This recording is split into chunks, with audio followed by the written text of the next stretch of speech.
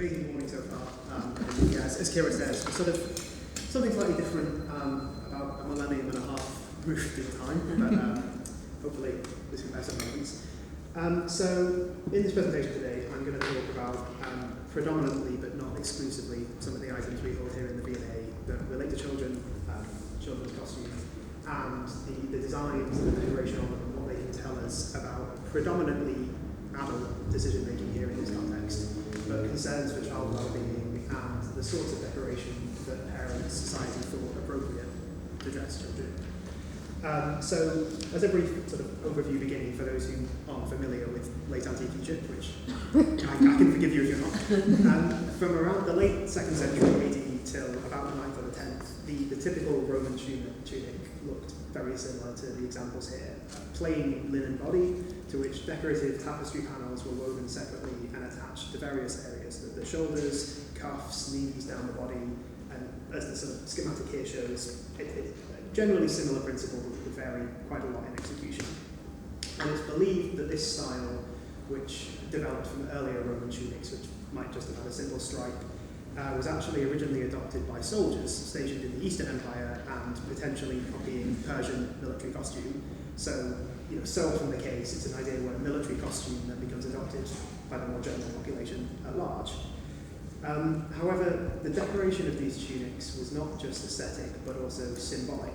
As worn objects close to the body, garments were key sites for magical protection, and specifically, decoration was located primarily at vulnerable places on the perimeter: collars, shoulders, cuffs and hems, where evil could enter, or was believed to be able to enter, as well as the knees and shoulder joints. So, by being worn, apotropaic decoration literally enveloped the individual in a constant layer of protection. And even after Christianity became the predominant religion in Egypt, this belief and beliefs in magic and, I guess, so-called popular religious practices were still widespread across the population. And much of this practice centered around health, fertility, and individual protection from danger and illness. Because the persistence of such beliefs is understandable in a world where the cause of much illness remained unknown, and thus where unseen spiritual forces such as demons or the evil eye, we all heard of, the sort of malevolent, envious gaze of another, seemed a ready explanation. Importantly, it was believed that anybody could invoke or manipulate these agents through images and symbols. So these images acted as conduits through which the power of the original image could be channeled to aid the owner. Their importance could be apotropaic, that means sort of warding off evil, or auspicious, bringing good fortune or hoping for good fortune. And of course, these two needn't be mutually exclusive. So in this paper, I'm going to look at some of the V&A's holdings, as I say, of children's garments from this era, and specifically their decoration, to consider how this imagery might relate to parental, or at least adult concerns with children's protection and well-being, reflecting societal preoccupations with child mortality predominantly. This is an era where estimates suggest that anywhere between 25 to 30% of the population died before reaching the end of infancy, so infant mortality was an ever-present fact of life. But this idea of garments and protection is not something unique to late antique Egypt. So I've just put an example here on the right of something much earlier, a tunic that was found in Tutankhamun's tomb. This is a reconstruction of it. But you can see a very similar idea presenting decoration around the perimeters and around openings. And what's very interesting is that around the neck is literally an ankh symbol as a symbol of protection in ancient Egypt. So this is not something new to a late classical, late antique context, but something which was ever present in at least Egyptian mentality. So to a large extent, what children wore in this period was similar to adults. Mosaics shows that children wore largely similar decorated tunics. The main difference being that children's tended to be at least shown shorter above the knee. Now there's sort of methodological caveat one here. In art, at least, this length can also be an indicator of low social status, of subordinate status. So in art, at least, this is not uncommon that the sort of iconography of childhood and subordinate often overlap. So in art, at least, it can be very difficult to know if a depiction is truly of a child or whatever the late antique Egyptian concept of a child was, which is something I'll come on to. Therefore, if we want to study what children wore, it's obviously better to go back to the source material and look at garments themselves. However, methodological caveat number 2, this is often easier said than done. So, from 3rd century onwards, mummification as a practice ceased, and it became standard practice to bury the dead wrapped in their own clothes and repurpose household textiles. So, because of Egypt's climate and therefore good preservation, there are thousands of graves preserved, and, at least at the time of excavation, thousands, if not tens of thousands of clothes were preserved to the excavators. So theoretically, therefore, there's an endless body of source material to study, to see what children wore, or I guess at least what was considered appropriate to bury children in, because we can't assume a priori similarity in life and death, and what such textiles reveal about social practices concerning child well-being. However, as this shows in practice, there are very, very few complete tunics. And the main, not only, but the main reason for this is that the majority of cemeteries were excavated at the end of the 19th century. And unfortunately, whilst many, many, many items of clothing were found, dealers and excavators realised that by cutting a tunic up into 10, 12, 15 parts and preserving only the decorated bits, which is what museums, ironically like the V&A, were interested in, because they were small, portable examples of decoration, you could sort of create a typology. Museums supported this practice, and so they realised rather than selling one tunic to one museum, you could sell 12 fragments to 12 museums, or 12 collectors. So very often what we're dealing with is scattered fragments devoid of any contextual information, any information about where they were found, the body they were found on, which is difficult. And there's tended to be a sort of practice in the past of assuming that maybe things which are smaller or more crudely made must have related to children, which I don't need to tell anyone here is obviously problematic. It does not necessarily represent the truth. So for the purposes of the following discussion, I'm only going to talk about either rare examples of complete garments or ones that we know sort of contextually were definitely worn by children. And so this, before I carry on, I guess leads me to methodological caveat 3 of Infinite, which is that although I'm discussing here the protective imagery found on children's clothing, this did still come from the same broader iconographic world as used on other media and indeed on adults' clothing. So there are very few garments made new and especially for children, and what we're going to see with quite a few examples here is that they were usually cut down and repurposed from adults' garments or other textiles. So therefore, it's very rare that it seems a new piece was woven specifically with motifs for a child. Now, this doesn't necessarily mean that the significance of the imagery didn't gain a new symbolism or meaning when worn by a child as opposed to an adult. And it's also very likely that repurposed textiles were deliberately chosen, when brought into the child's world because of a specific image, specific iconography, specific motifs. So the selection of designs still betrays a conscious decision-making process on the part of the parents. And as we'll see with the objects I'm about to show, I still think they all relate specifically to concerns relevant to children, mortality, illness, and well-being. So the first example I want to talk about here is actually just that, an adult's tunic which was subsequently cut down to fit a child, dating to about the 4th to 5th century. And as you can see, it's got sort of two, we call these bands clavi, the sort of ones at the middle chest, which are a floral vine motif, which is also parallels across the cuffs. And then we have these roundels that show rabbits in sort of surrounded by a vine motif. So what's sort of initially interesting about this tunic is that the same type of image is repeated across the various parts of decoration. Very often with tunics, it's you don't need to have the same motifs across the whole tunic. You can have 10 or 12 different decorations. So it's interesting that there's a very cohesive and limited theme that's been chosen here. Just as with spoken or written incantations, when it came to visual apotropaic motifs, it was believed that repetition almost enhanced the amuletic power, the amuletic qualities.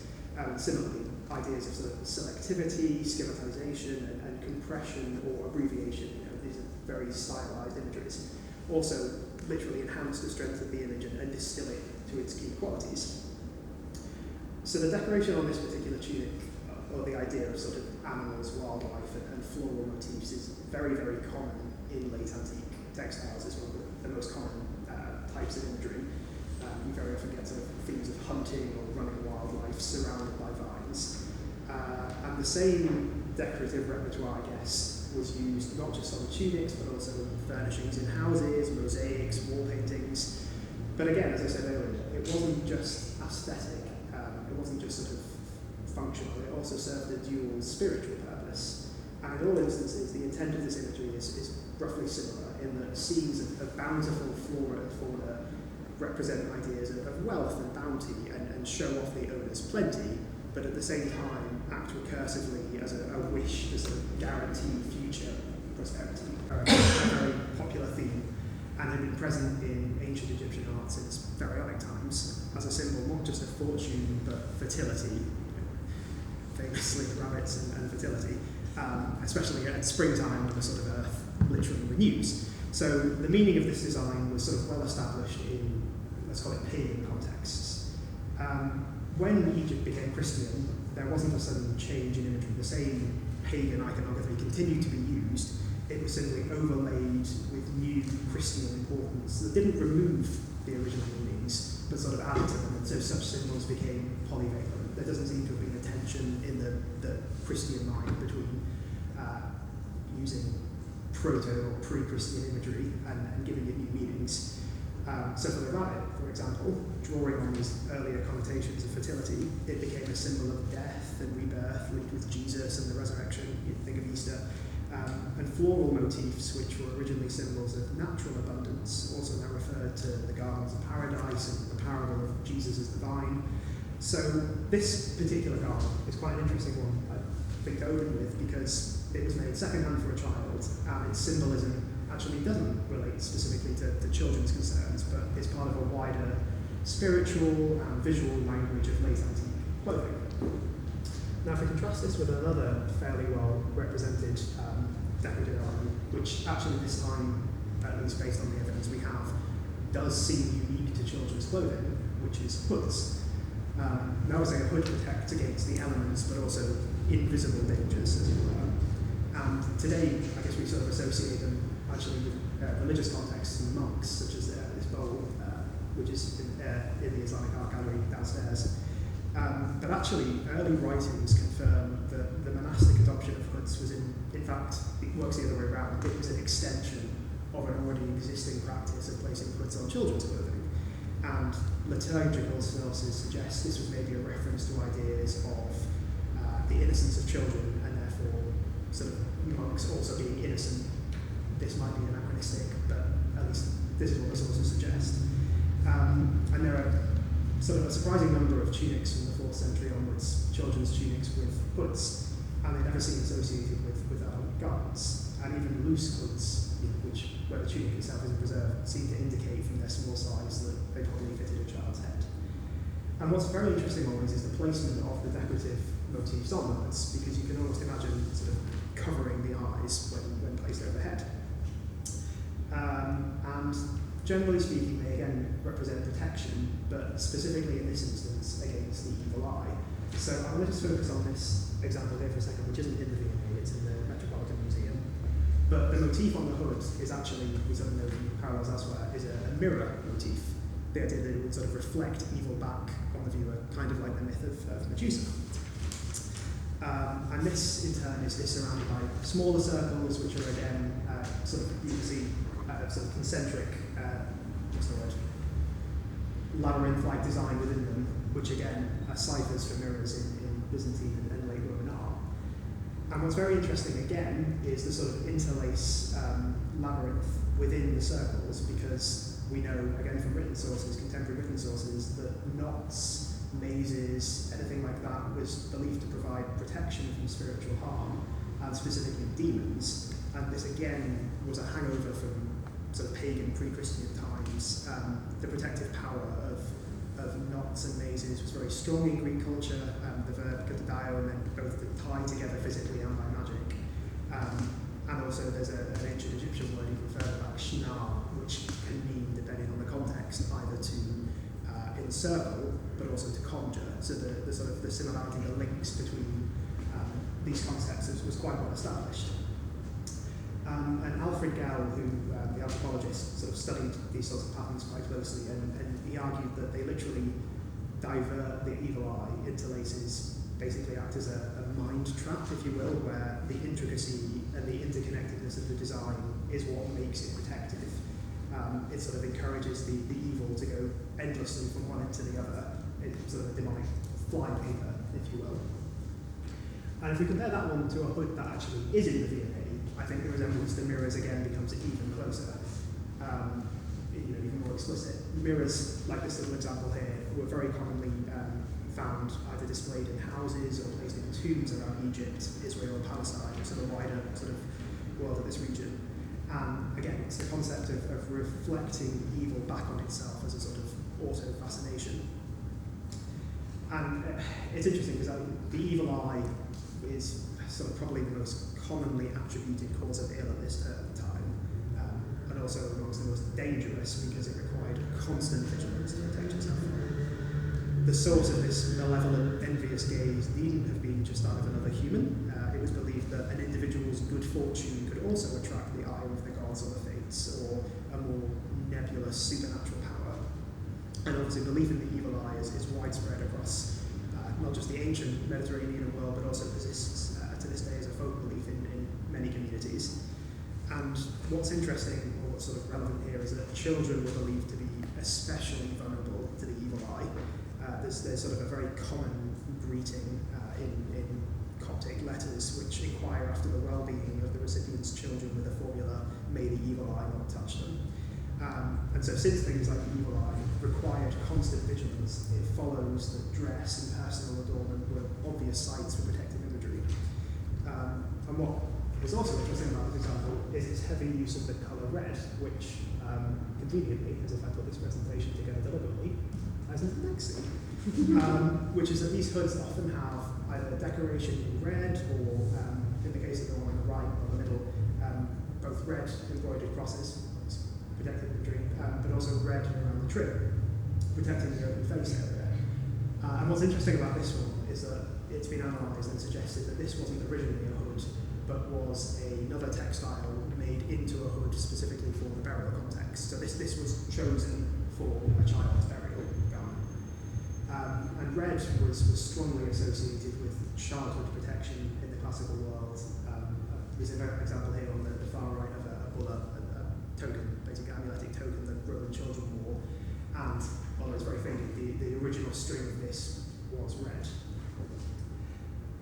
And so the use of red thread was predominantly, but not always, used on children. I'll talk about this momentarily. But in terms of tunics, red thread was woven at possible areas of weakness, or even used to form, what did I put the slide out? Used to form the entire bands of decoration.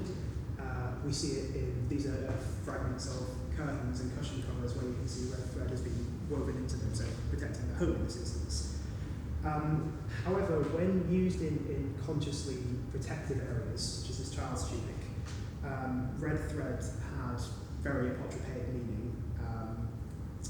It's an idea, again, that goes back to pharaonic times in ancient Egypt. There are magical papyri that talk about spells for children's well-being, which are to be recited over amulets tied in red string.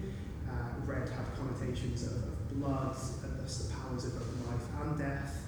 And so, as well as being a dangerous colour, its powers could be harnessed for protection.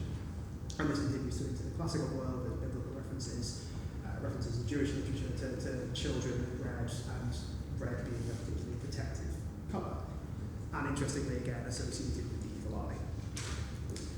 So you can take the concept as far as you want. Here is a child's tunic which is actually entirely made of red dye wool, and the example on the right is a tunic of similar form, just to show you how it would have looked in reality.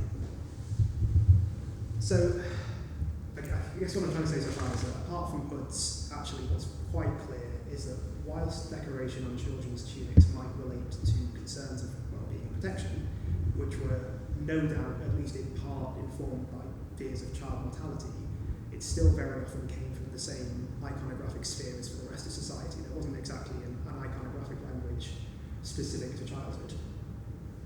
However, into the 7th century, there is a specific design that occurs that, again, as far as we know, because as I said at the beginning, we're very much at at the mercy of the evidence available, is only related in attestation of children's garments, which are scenes taken from the life of Joseph. And specifically, you sort of have to take my word for it here, but a very particular recurring motif is the dream of the sheaves of wheat, where Joseph sort of rises up above his other brothers. And there's a large but quite, as you can see here, standardised corpus of examples suggesting that this might have been a stock design produced in a specific area. However, again, given the nature of 19th century excavations, there's limited contextual information from any of these burials to actually explore these sorts of ideas. But given their small size, I mean, these are, if you imagine this is a cuff that's been folded out, but it's an infant wrist-sized cuff. They're fairly small size and often in obscure locations, so they weren't for a viewer. These were rather intended to invoke holy powers and protect the wearer. And this is sort of one manifestation that links to a broader practice at this time of the use of biblical and especially Old Testament scenes for amuletic purposes on jewellery and other contexts. And what's interesting, what this sort of corpus has been really well studied, and the sort of prevailing consensus is that the idea of using this decoration is the idea of mimesis, which is wearing scenes to take on aspects of, or the personality of the individual so depicted, in effect becoming them or performing their role. And in the context of Joseph, that's quite interesting. There's sort of several theories have been proposed, and one of them is that with all of their colourful scenes, the actual robe itself becomes a mimicry and a sort of representation of the Joseph robe of many colours. And there's, vast writings of the time contemporary to these that show that early Christian commentators saw Joseph as related to, or at least a forerunner of Christ, according to one bishop, Cyril of Alexandria. I'm sure we're all familiar with him. Joseph's coat related to the many-faceted divine power that Jesus was believed to have clothed himself in. And both Joseph's brothers and the Pharisees were envious of both the figures respectively. But also, Joseph's coat was quite famously an object of envy to his brothers. And so the wearing of scenes from Joseph's life, and especially this dream where Joseph triumphs over his brothers, had apotropaic value as protection again against envy and the ever-present evil eye. So just as Joseph overcame the envy of his brothers, his inclusion on garments acts as a form of sympathetic magic against envy more generally, which I think is quite a nice explanation for them. So this is really an overview of some of the many ways in which children's garments at this period were decorated. I guess the depressing conclusion to this is that we can study the iconography, but the poor excavation practices and the poor condition of lots of the material means there are loads of very interesting granular analyses that we can't actually perform here. How does this decoration intersect with age, with gender, with... I was thinking of what we were saying earlier. It was very rare that families wove their own tunic. You bought a tunic. So when you have a child that's growing every year, the cost of that, how the mechanics, how the logistics of clothing your child work. So inevitably, it's quite a high level, almost art historical analysis, unfortunately. And the big question, obviously, which again I haven't dwelt on at length here, and is fortunately becoming more an area of research, is what exactly a child was to the late antique Egyptian mind. It's an area that needs far more attention. But even with the limited evidence available, I think it's fair to say that there's an interesting mix between the use of both general late antique visual vocabulary applied to children, but also some themes directed explicitly at and only at children.